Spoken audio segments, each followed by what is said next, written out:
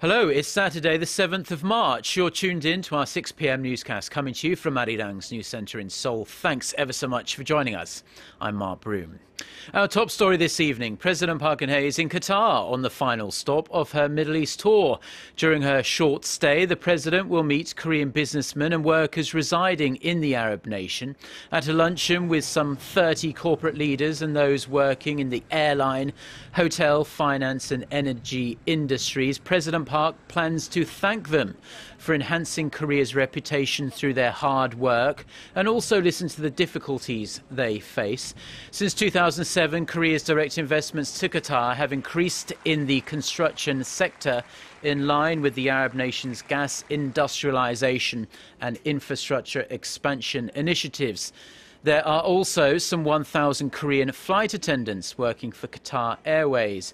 President Park's visit is expected to help Koreans expand their business into the areas of LED lights, auto parts and healthcare.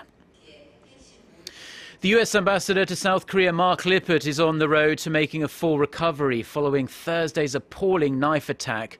Doctors say the cuts to his face and arm are healing well, and he's in good spirits, all things considered. They also say their high-profile patient will probably be discharged in a few days' time. Our Hwang Sang-hee reports. Doctors say Ambassador Lippert is recovering well and should be ready to leave the hospital next week. Yoo Dae-hyun, a plastic surgeon at Seoul's Geunhye Severance Hospital, said Saturday that Lippert could be discharged as early as Wednesday after having his stitches removed on Monday or Tuesday.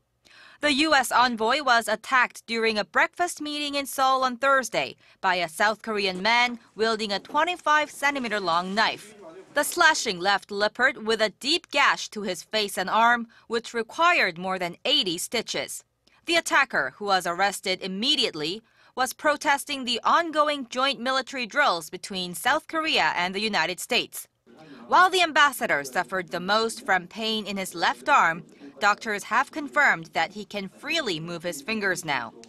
Lippert has resumed daily activities like walking and taking a shower. He has also been chatting with visitors and greeting his doctors in Korean. The U.S. State Department says the incident will not affect Washington's relationship with Seoul. At a press briefing on Friday local time, Deputy Spokesperson Marie Harf said Washington's alliance with South Korea is a cornerstone of the U.S. relationship with Asia, adding that ties will remain as strong as they have always been. Addressing North Korea's reaction to the attack, which it labeled a just punishment, the spokesperson said the statement was outrageously callous but consistent with the nature of the regime. Harf said that more police officers have been assigned to the ambassador since the attack. Since South Korea is classified as a low-threat environment, Lippert only had one full-time bodyguard assigned to him when he was attacked. She said the ambassador is in good spirits and will return to the job as soon as he can. Hwang Sang-hee, Arirang News. Tomorrow, March 8th, is International Women's Day, a day where women's achievements are celebrated around the world. North Korea is using the occasion to make another claim about its human rights, this time saying that women are happier under its socialist system. The regime's state-run Nodong Shinmun newspaper said Saturday that North Korean leader Kim Jong-un's unconditional love for the respect of women, quote, serves as the foundation of their lives of happiness founded on gender equality. The paper goes on to claim that women are forced to sell their bodies like commodities in capitalist societies. But according to Seoul-based Yonhap news agency, multiple diplomatic sources say the European Union will soon propose a new UN resolution that calls for taking North Korea's human rights issue to the International Criminal Court. The proportion of an average household spending on food last year dropped to its lowest level in well over a decade. Statistics Korea says the average household of 2 or more people spent just over 350,000 won, or some $315 a month, on food and non-alcoholic beverages in 2014. Now that represents almost 13.8% of their monthly income.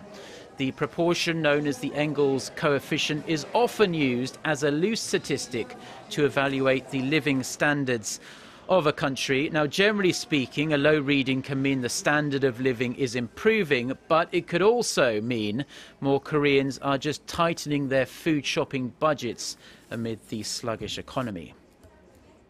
Online shopping in Korea was once a real hassle, especially for foreigners, but things have been improving recently and they're about to get even better. That's because so-called accredited certificates for online purchases will no longer be required for payments of under 2 million won, that's roughly $1,800. The limit used to be 300,000 won, or some $270. Korea's Financial Services Commission says the limit will be raised in mid-March. This means consumers will have a much simpler time buying clothes or booking flights without having to go through the tedious and often frustrating process of downloading all the patches and programs necessary for digital certification. The change is part of President Park Geun-hye's larger deregulation plan to stimulate consumer spending by making a freer and easier e-commerce system. Local researchers have developed a faster and cheaper way of synthesizing DNA, which could enable scientists to create things like tailor-made drugs. They call it sniper cloning, and the technology is expected to have numerous applications in science, medicine and other fields. Our Sun Jung-in has more. Last year, U.S. researchers engineered a bacterium with an added pair of DNA bases not found in nature. The cells of this unique bacterium could replicate on their own, creating a new artificial organism. This kind of DNA synthesis technology enables scientists to create tailor-made drugs or chemicals with specific functions. But it can cost millions of dollars and take years to succeed. Now, local researchers have come up with a quicker and cheaper way to synthesize DNA, and they can do it in just few days and for under few $1,000s. They created millions of DNA bases, which they implanted onto small semiconductor chips, and then using a fully automated pulse laser system, they were able to single out the bases they needed. This so-called sniper cloning can rapidly retrieve the desired beads of DNA of the exact same sequence using optical pressure. The system, which is expected to take 3 to 4 years to be commercialized, aims to take scientists one step further in the field of synthetic biology, and it can have numerous applications from new medicine to new kinds of nanotechnology. Sun Jung-in, Arirang News. Now, in a worrying move for Korea, Japan has taken a significant step away from its decades-old pacifist constitution. The country's 2 ruling parties have approved the government's plan to allow Japan to come to the military aid of an ally, even if Japan itself is not under attack. Tokyo-based Kyodo News reports that, under the plan, laws concerning Japan's response to armed attacks will be revised to conform with the Abe administration's reinterpretation of the Constitution. This means that the right to so-called collective self-defense will become the primary mission of Japan's military once the law has been revised. The development is of particular concern to Korea and China, who both say Tokyo hasn't shown any genuine remorse for Japan's imperialist aggressions and historical wrongdoings. Militants from the extremist group that calls itself Islamic State have been taking sledgehammers and bulldozers to ancient ruins at the site of the Assyrian city of Nimrud as they look to eradicate any trace of northern Iraq's rich history. UNESCO's Director General Irina Bokova says the IS group is committing a, quote, war crime with its assault on the relics of one of humanity's earliest civilizations. Experts say the actions represent a kind of cultural genocide. In the group's warped view, the statues and artifacts are false icons that must be destroyed. Nimrud was founded in the 13th century BC. It's located some 30 kilometers southeast of Mosul, which has been the target of US-led coalition airstrikes on IS. Now, bats get a bad rap for being scary, but they are integral to the environment as they eat those pesky mosquitoes and crop-destroying insects. So it's welcome news to hear that environmental researchers in Korea have reported the first sighting of an endangered bat species in almost 2 decades. Paul Lee reports.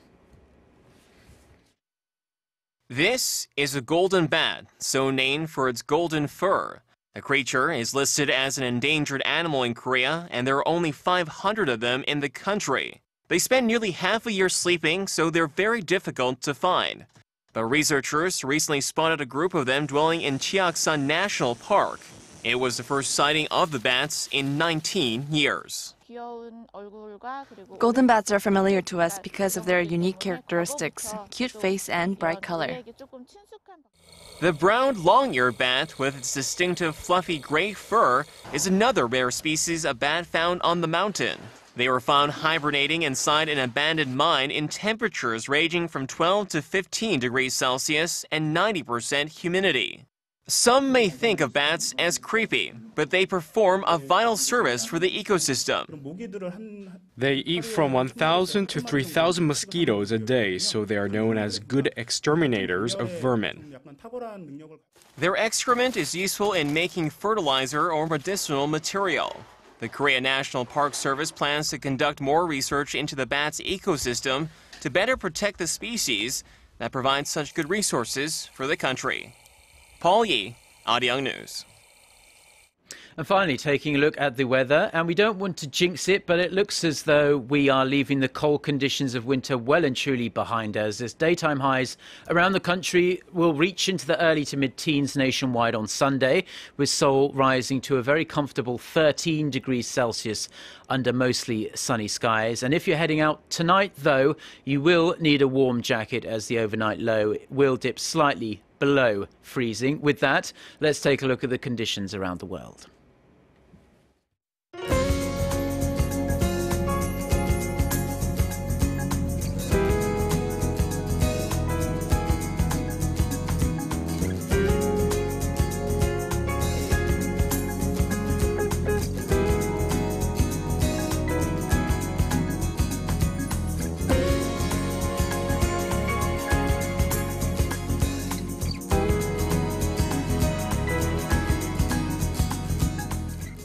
Well, that's all we have for now. Do enjoy the rest of your Saturday, wherever you're watching us, and do stay tuned to Arirang TV. We'll be back with our next newscast at 10 p.m. Korea time. Until then, goodbye.